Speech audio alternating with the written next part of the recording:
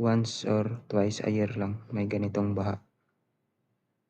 Ang aming katrabaho kukuha na ng pagkain para kayo kami makakain.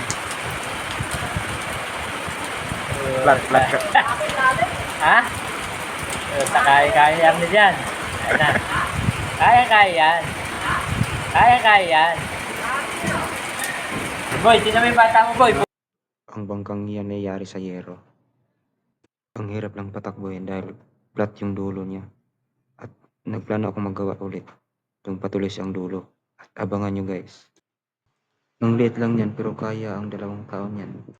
Pero kailangan magaling kayo mag-balance para di kayo tataob. Nakakatakot kasi lumusong sa tubig ba ang dudumi ng tubig. Ang bilis lang yan tatagilid or tataob dahil walang katig. Pero kahit sa makipot na daanan, pwede.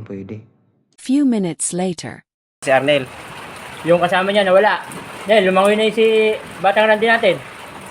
Lumangoy. Nakita mo ba?